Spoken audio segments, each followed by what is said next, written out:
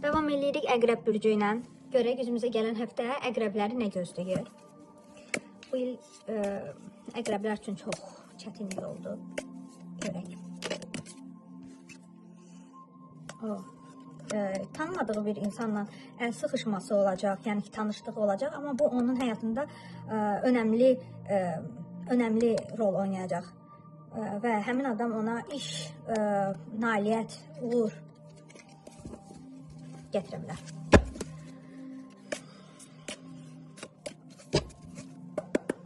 Əqrəbləri görək.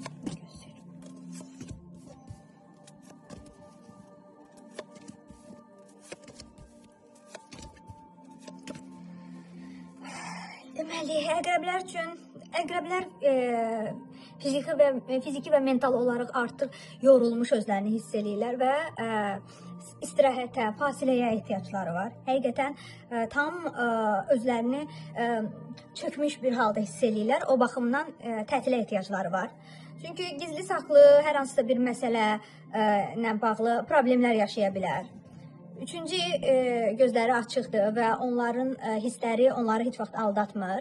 Ona görə öz hisslərinə güvənsinlər. Kimsə onu manipulyasiya etmək istəyəcək və bu onun manipulyasiya eləyərək əleyhinə nələrsə demək və yaxud da hadisələr tam onun əleyhinə olsun deyə addımlar atacaq. Bu, onun arxasında hansısa birinin axmaqca deyək, kimsənin səhv deyək, yalan mı deyək, arxasınca bir söz-söhbətmi, manipulyasiya yaradacaq bir situasiya yaradacaq. Yəni, bu əslində problemi daha da böyütmək məqsədi iləndir. Buna baxmayaraq, bu qədər çətinliklər gəlsə də, uğur gözləyir, problemlər bitmək üzrədir. Bitməyib, amma bitmək üzrədir.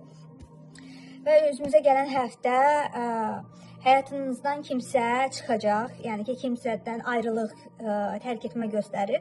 Bu, təkcə sevgi ilə bağlı olmaya bilər və yaxud da bu dost da ola bilər, yaxın bildiyiniz bir insan da ola bilər, kimdənsə uzaqlaşma qərarı və yaxud da belə deyək də, ayrılma qərarı alacaqsınız.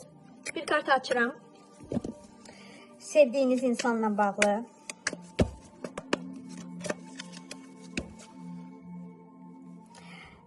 Hədəf seçməlisiniz, yön seçməlisiniz, qərar verməlisiniz.